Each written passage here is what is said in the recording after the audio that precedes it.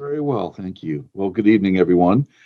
Today is Thursday, November 12th at 7:03 p.m., and we are convening the regular monthly meeting of the Simsbury Water Pollution Control Authority. So, greetings to all. Can I have a roll call of who is present? Michael Park. Lucian Dragulski. Ed Kelly. Jay Sheehan. Tony Piazza, Superintendent. And Tom Roy, the Director of Public Works, is down there too. Great. All right. So let's get started. I right now do not have the grid view on my screen, so I can't see everybody. Let me see if I can figure out how to do that real quickly. Yeah, Paul, if you look in the top upper right, there should be the speaker view, and it should show. Looks like a waffle. Click on the waffle. A waffle. Upper right. Or left. Move your cursor over a picture, and then you'll see it. You see it when you move the cursor to a image? Upper right? I do not. You should, but okay. All right, so I'm doing that wrong, but that's all right. Let's just get going. All right, so safety brief. So we've already had our first snowstorm, amazingly, in October, and which although didn't require me to use my snow blower, but it got me to thinking about the fact that the snow soon will be flying. And I've known some very smart people who have not necessarily made good choices when trying to manipulate snow blowers, especially if something gets stuck in the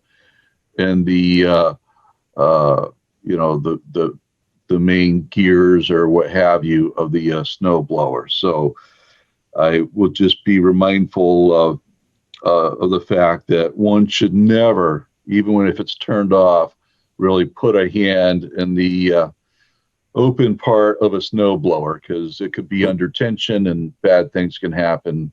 Fingers could be chopped off and things of that nature. So always, snow blowers are great things. They're great time savers, but they can be dangerous. So, all right. So with that leads us to item number 2, discussion of general permit for discharges from miscellaneous industrial users. There was an insert about that that was fairly descriptive. And Tony or Tom, did either of you want to remark about it? Yes, what this is the state used to take care of this entire program. All industrial users had to file with the state. They were supposed to file with the treatment works at the same time. However, in a lot of cases, that did not happen. The state did not maintain a good database of these industrial users. And now they have put the onus on the treatment plants to ensure that all industrial users are registered with the towns. We are currently, they all have to register by, I think, January 28th, if I'm not mistaken, of next year. So we are in the process of creating a list of all the industrial users in Simsbury, Avon, and Granby that flow to us, so we can notify them that they have to register with us. I did highlight a couple of items in that fact sheet, which are the main points. We are now responsible for any discharge notifications from these users. We're also responsible to enforce anything that happens if they violate their discharge permits or discharge registrations. It also talks of the other thing I highlighted was who's actually required to register. It's a lot more than what it used to be before. Now, basically automotive shops that have grease or oil water separators have to register with us. So that means Tom over at the Public Works Yard actually has to register with us. The schools, if they have an auto shop in the school, has to register with us. The state now has to register with us with the 3 state garages that we have flowing in our area. So there's a lot of items that are going to be put on us to handle. Tom and I did talk to a few of the other towns around us. Canton is going to probably be doing something similar to what they do with their FOG program, which is they're actually going to be charging $75 a year for the application, and they're going to make everybody register once a year to maintain it. I talked to Meriden, which is a similar sized plant. They are actually creating another full position to handle this. So it's going to be a lot of work for us. Our inspector is going to be awfully busy with this. There's going to be a lot of training because it's something we've never done before. So he's going to have to get brought up to speed on this inspection. The one thing, the other part of it is that I wanted to point out to you guys is that in the permit, it says that we have the right to set a fee for these registrations. So it's something that we should be thinking about for our, when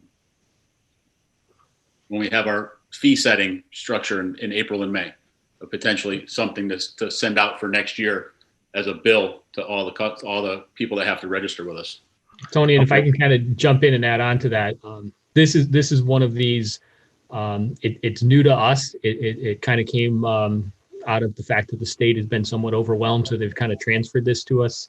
Part of the challenge is the language is that they must register with Simsbury WPCA, even though it may be an industrial user out of Avon or Granby. So then it also puts into question whether we have to modify our intermunicipal agreements.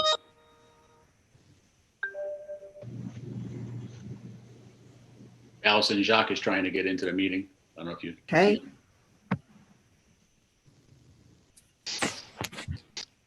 Tony and Tom, thanks for bringing this up. This is something we've talked about for a while and knew was coming, so that's good. How are you guys going about trying to figure out who the industrial users are? So the state gave you some, but very, very poor job, as I know, in other towns too.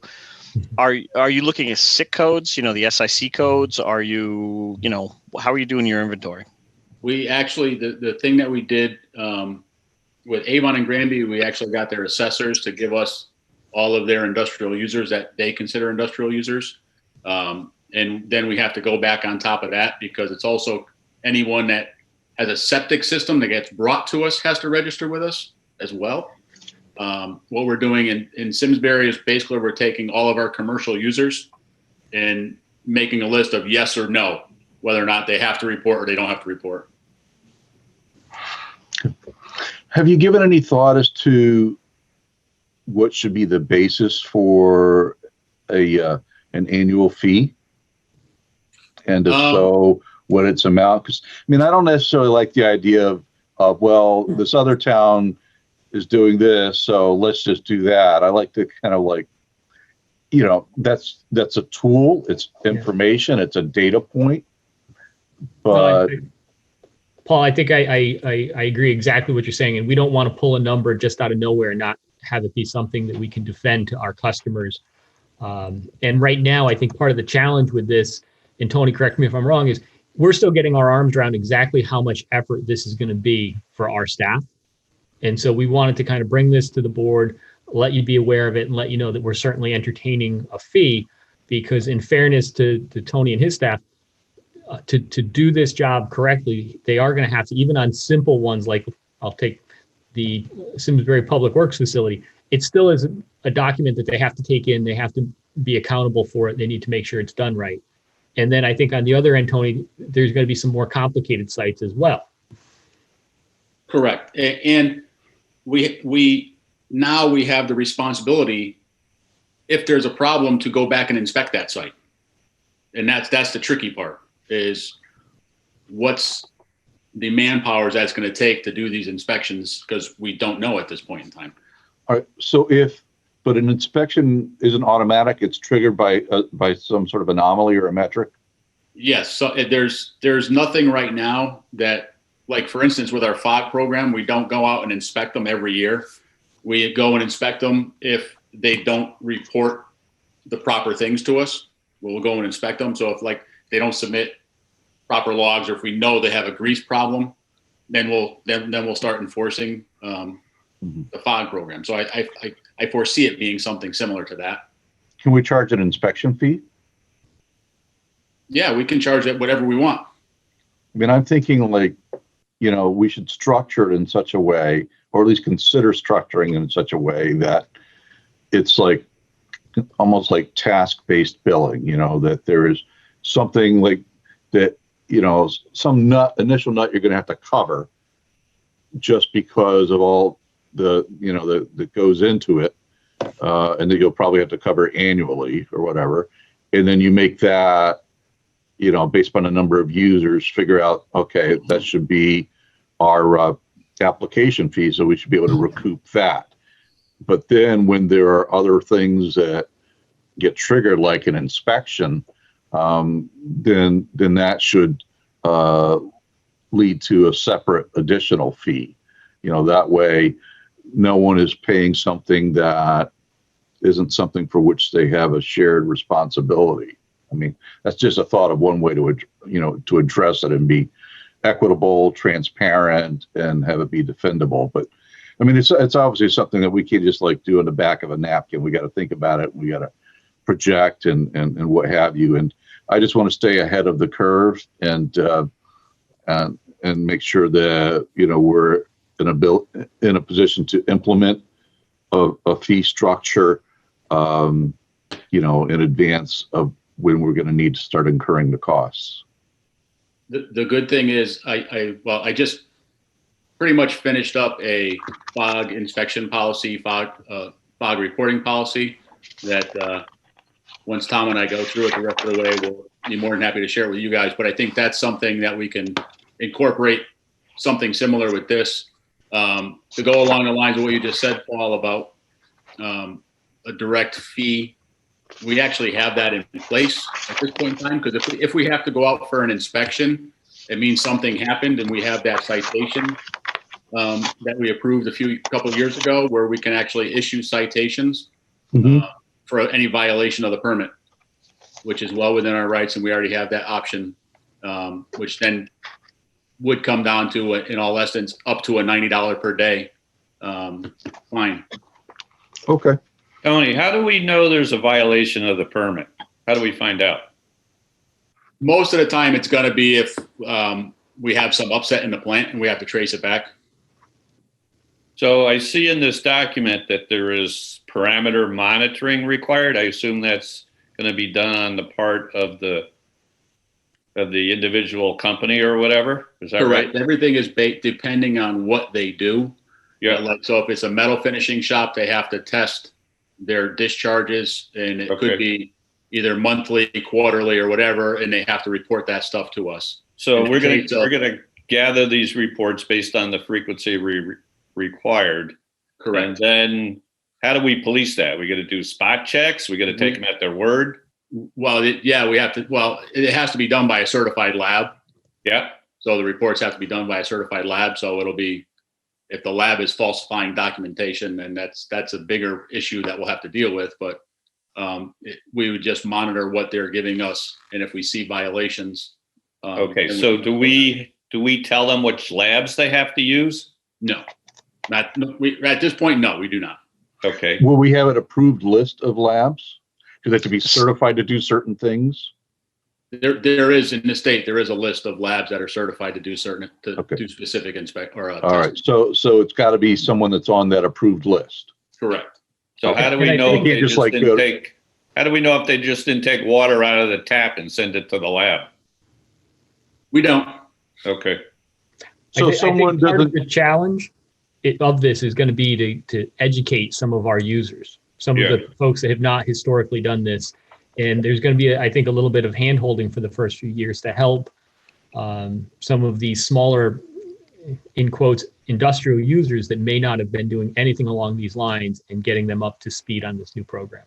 Well, but I think it was Ed who raised a really good point about how do we know they're not just like, it's like someone taking like an NFL player, right? Taking a substance abuse test, Yeah. And so can we have someone assigned to actually collect and certify the sample and send that sample to the lab so as to remove the possibility of some, monkeying around with the process?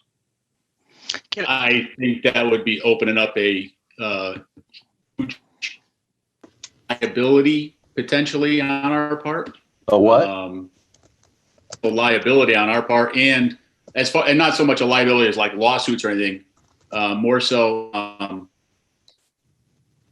manpower. Yeah, if I may. So historically, the states negotiated this permit, required the testing, and then the testing by a certified lab went to the state. And then the state would theoretically, on a monthly basis or whatever that frequency was, depending on the type of use of the, a metal plater, as Tony mentioned, you want them to report absolutely monthly, but some could go longer. Some could, you can negotiate that because that's part of the permit. The state would review that and then say, okay, are there any hits? Are there any violations or anything? But as you suggest, Ed or Paul, you could do tap water and submit it. So there does need to be spot checks. So that's why Tony said that like some cities, like City of Meriden, are going to actually hire a new person. They're going to manage this program. They're going to go out proactively. They won't do the sampling because once you do the sampling, you're paying for the sample, right? So we're getting the user to do the sampling and pay for it with a certified lab, but there should be some type of spot checks. And what Tony's pointing out tonight and Tom is that we have no policy around this. This is brand new to every municipality. It's just kicking in right now. We knew it was coming. Some of the wastewater lobbying groups were fighting this, that the state wouldn't give this up because the state's not even done a great job of inventory. So now we have to start from scratch. So I think over time, you'll see that as Tony and Tom get more data, they'll start to say, okay, this is an effort. Maybe we need half a person, or maybe we need 2/3 of a person, or maybe we need a quarter person. And they'll tell us what that looks like. They'll also say that the spot checks cost a certain amount. And now we have to charge a fee for that. So we need to add that to our fee schedule. So we're starting at zero. And I think over time, you'll start to see this unfold as a more of a robust program that we can be sure of.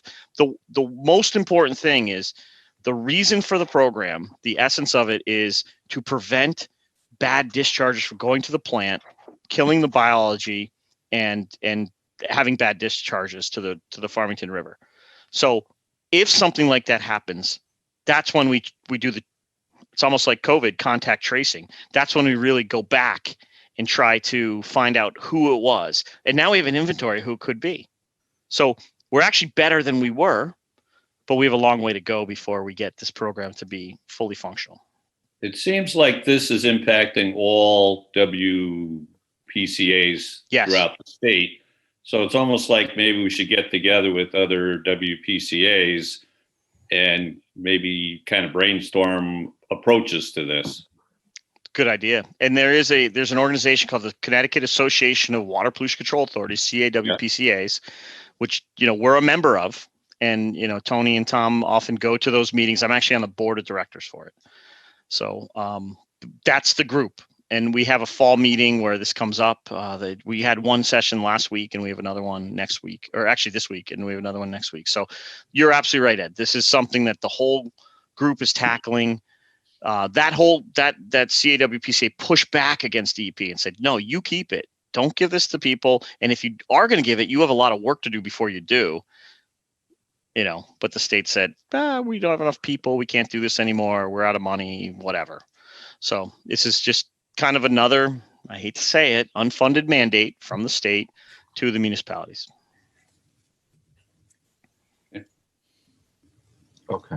And I think on our end, we just wanted to get this in front of you guys tonight, get everybody kind of thinking about it, let you know that Tony is working really hard on this, and I'm standing next to him while he's working very hard. A lot of support. My backup. Okay. Fair enough. Well, that's a good discussion. Any other thoughts or comments about it before we move on to item 3 on the agenda? Do you guys have even a ballpark guess at how many, customers would fall under this category? I'm going to guess probably about 150 in our town, not including Avon and Granby. I was a little lower at 100, but yeah. What So is maybe it's double a good that? reason to go and inspect the breweries and the distilleries in town. So maybe double that number, 100, 150 between Avon, Granby, and Simsbury. Yeah, probably. I would say probably close to 300. 300. That's some effort. Oh, yeah. Okay. Well, then let's move on to item 3, discussion fiscal year 21-22 capital projects. So, Tony, you want to remark on that? I can start. For some reason, I lost my connection to all the data, so I know Tom can help me because we've been talking about it quite a bit. The Board of Finance and the town manager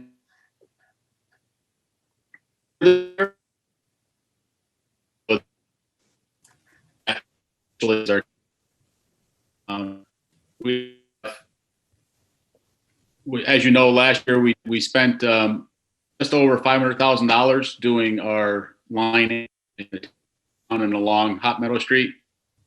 To finish that project, to finish all of Terrafil, we have about $650,000 worth of lining to complete.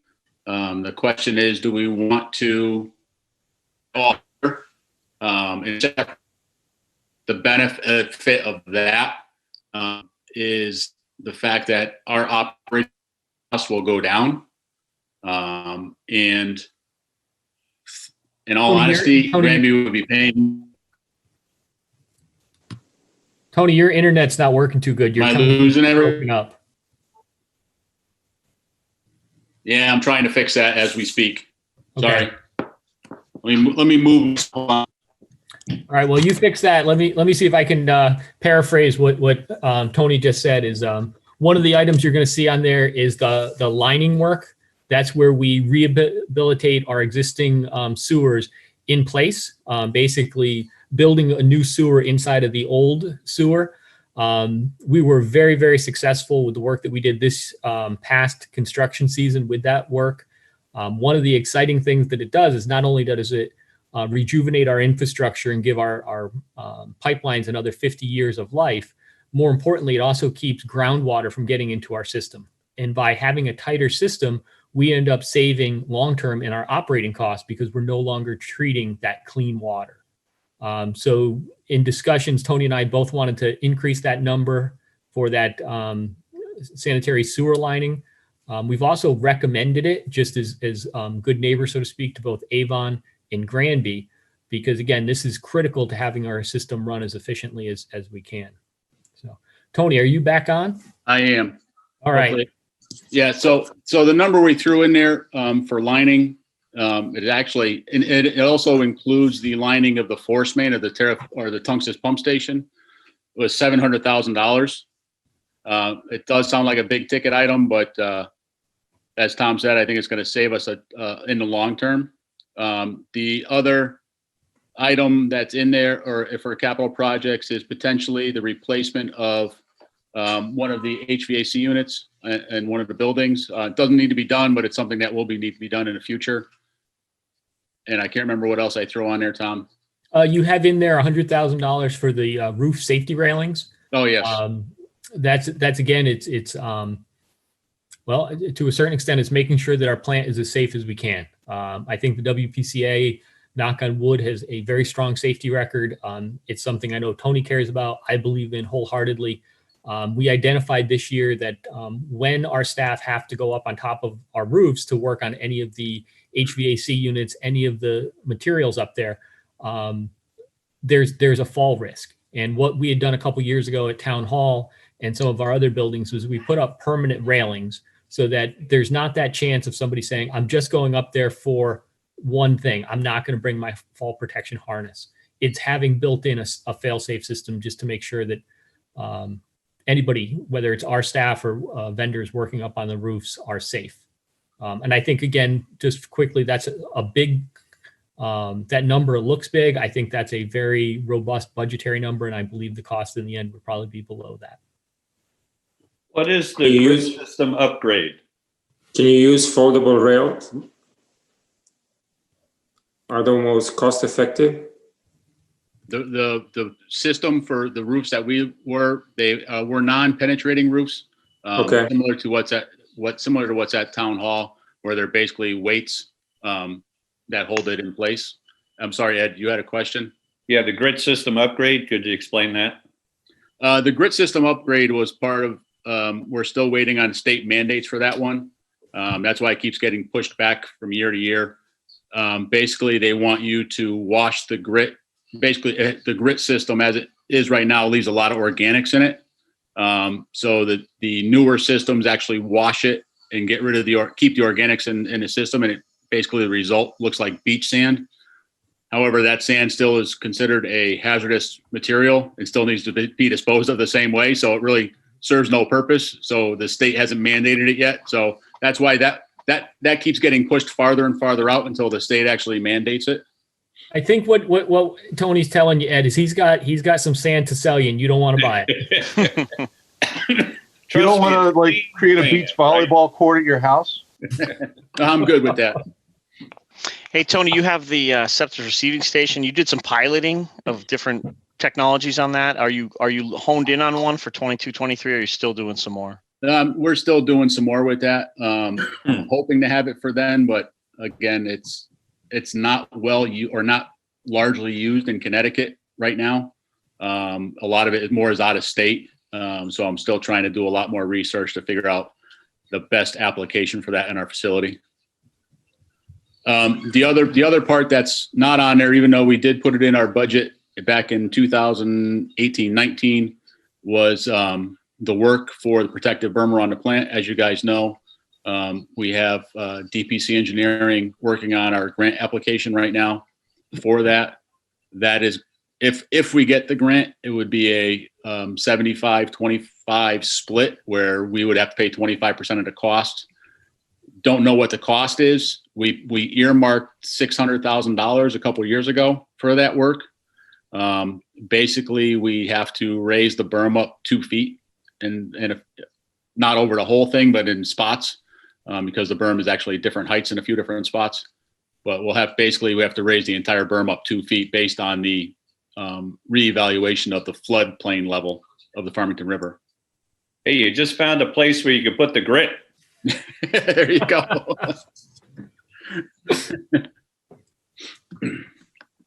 So, but those are the capital items we're looking at this year. We'll have it more honed in for our next meeting, but we figured to just give you guys a heads up on it because I know we're going to have initial discussions with the town manager. I think before our next meeting in the beginning of December. Okay. All right. Any other questions before we move to the status report, item 4? All right, then let's move on. Status report on sewer extension projects. What do you got for us? Everything is actually still the same. Trying to think. The one that's potentially coming up now is a new one that we just heard a word of today, is off of the end of West Mountain Road and Bushy Hill Lane. They're looking at putting a small development in on 5 acres over there. I want to say it's probably going to be similar to the Climax Road extension. So that'll be coming up in the future. The Climax Road extension is actually, I think they have 3 more houses to build in there. I know they're looking to get COs on 6 of them coming in the next couple of weeks. But they're moving along with that project quite well. And Woodland Street, I talked there, we're probably going to have our 80% design meeting with them coming up within the next month. Okay. Very well. I guess then we're ready to move to item 5, the treatment facility report. We're just breezing through here tonight. And I'm going all off of memory because I don't have it in front of me. We're actually doing pretty well in the plant. Still maintaining process-wise. We took the disinfection system offline and starting to work on the winter maintenance for that. The PLC upgrade, when I had the contractor come in, he actually missed a cable for one of the hookups. So I'm waiting for that cable to come in, and then we'll be able to finish the last PLC for that. As part of that project, we had some extra money, so I had the integrator actually design in where we can look at any building from any other building inside the plant. So we have HMI screens in all of our PLCs, so we can actually acknowledge alarms and look at other buildings, so we don't have to chase stuff. We don't have to run from building to building trying to find stuff now. So we can actually look at things in individual buildings, which the operators like at this point in time. So it's a good benefit for that one. And as much as Tony downplays it, again, I think that one is critical if we were ever having any kind of plant emergency. Being able to be at any of the remote buildings and being able to understand everything else that's going on in the process is really long-term going to just put the plant in such a better position. That sounds good. I agree. Absolutely. Okay. Any questions by anybody or comments about that before we move on to correspondence? All right, then. Item 6, correspondence. Tony, you authored some correspondence to Michael Glidden. Yes, it was in regards to the development at 915 Albany Turnpike in Canton. Currently the plan is for all the sewer flows from the site to flow to the town of Canton. One of the buildings is partially in the town of Avon, or I'm sorry, the town of Simsbury. So in that letter, as you can see that that they have to have some sort of intermunicipal agreement with the town of Canton to provide for future flows from that building. Right now, it looks like from the plans of the building, there's going to be a lunchroom in Simsbury, and everything else is going to be in Canton. But there's also a stub that's actually being put in to service the back part of the property. So we'll need it at some point in time. So we basically telling the contractor that they have to pay for an intermunicipal agreement between the two towns. All right, so I'm just not clear about something, but I want to make sure that I am. Are you saying that there is some portion of the improvements on that property that ultimately will connect into the Simsbury sewer, or never will there ever be any portion of it connecting to the Simsbury sewer? Right now, there is no sewer pipe for them to come down. They have a right of way to get to the sanitary sewers in Simsbury. At this point in time, the developer is planning all flows are going to Canton. Okay, so then why are we getting involved? Because the building is in Simsbury. Okay, so what, they need our permission for Canton to take their crap, or words to that effect? And it also comes to, what is Canton going to charge us for taking Simsbury sewage? So you mean charge us as a town when we're not the property owner? Correct, because they cannot collect fees from buildings in the town of Simsbury. Only we can collect fees from buildings in the town of Simsbury. So a private landowner cannot contract with another municipality to dispose of their refuse? Correct. So you run that by Bobby D? No, that's standard practice. Oh, okay. So what that means is there needs to be an intermunicipal agreement, which if you all recall, about 5 years ago, Canton came to us for that, and we had negotiated to a point, and then they didn't need it. The development kind of fell apart, so we never followed through with executing the facility connection chart or the Okay. intermunicipal agreement. So it'll be interesting to see how this plays out. Yeah. Okay. So that sewage isn't going to flow into our system. It's going to flow to the Canton wastewater plant. Correct. Okay.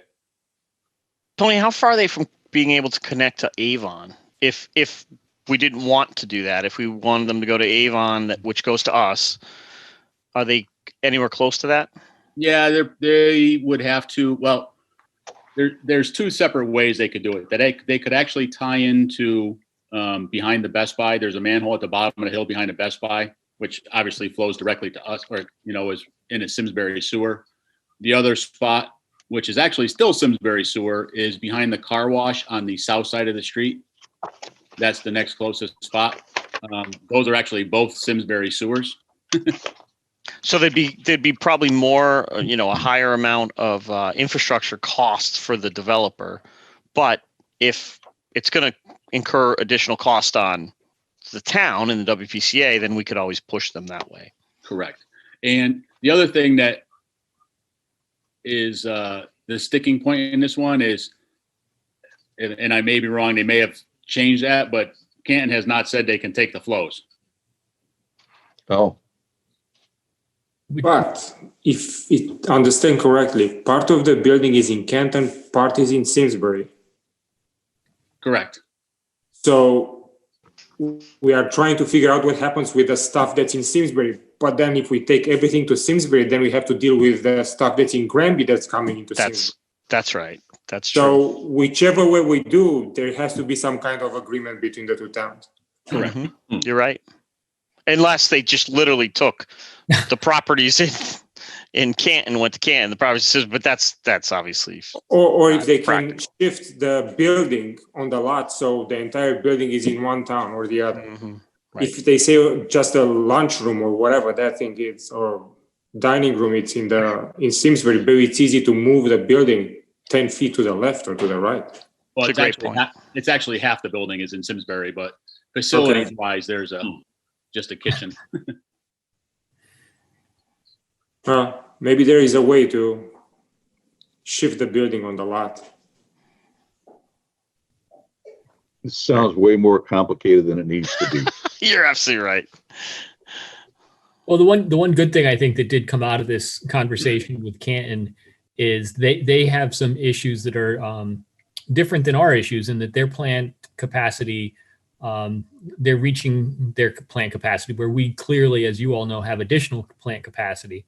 So Tony's been working with them a little bit just to begin the conversations of long term, is there a need or a willingness or an advantage to talk about an intermunicipal agreement where potentially some of the sewage from that area of Canton would be pumped in our direction.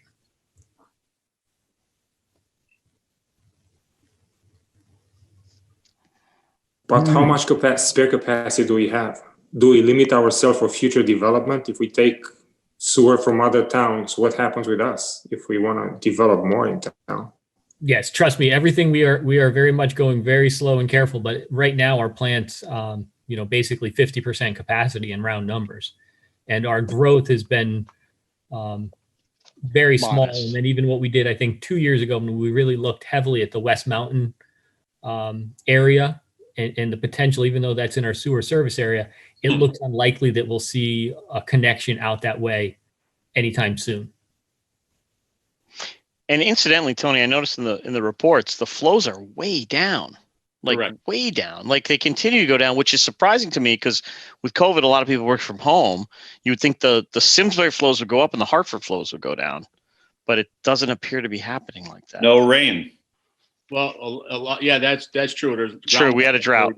Our flows are actually less than half of that. A lot of that flow is coming from Avon and Granby. Mm.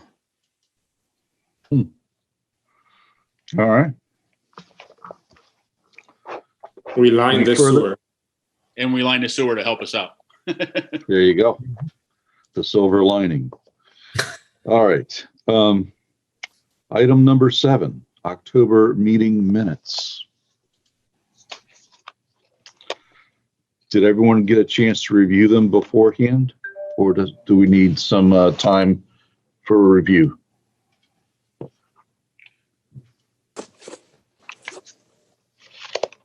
I had a chance to review them, and I'll make a motion to approve. Well, I had a couple questions. I think it's not clear, but it should be in that first boldface section about Lucian's remarks that, the either option requires a lien on the home to secure the obligation. Because the way it kind of reads, it's option 1 has the lien and option 2 is silent about a lien. And so I just think it needs to be, made clear that the discussion was that in either event, we would be collateralized with a lien on the home. And then the second one was a question I had. There's a bridge project scheduled for Hot Meadow Street. Yes. Right in front of Dino Nobel, that small bridge by the stoplight. They're planning on replacing that bridge. Oh, okay. Over the mighty Hot Brook. Yes, over the mighty Hot Brook. Fair enough. All right. So that satisfied my curiosity. All right. So I'll entertain a motion. So I'd revise my motion to approve the minutes with the improvements that Commissioner Gilmore suggested. Okay. Do we hear a second? Would you specify those, Paul? Well, yes, that either option that's presented to the homeowner in terms of some sort of financial accommodation would require a lien on the home to fully secure the obligation. Huh. Okay. And I'll second the motion. All right. All in favor? Aye. Aye. Any against? Any abstentions? All right, the motion carries unanimously. All right, so then that leads us to item number 8. Now, in prior years at this time, we would be talking about a holiday party.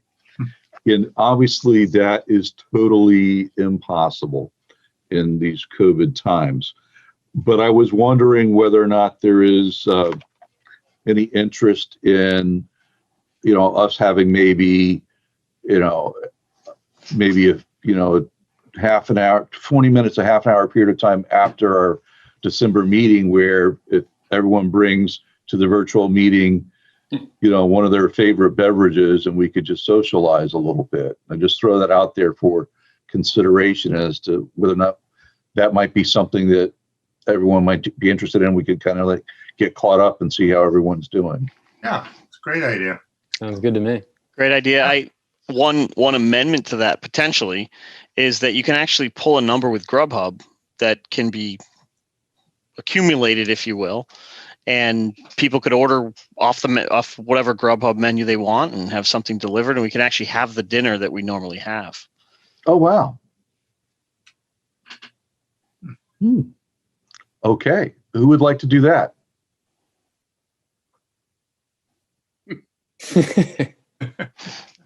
Two.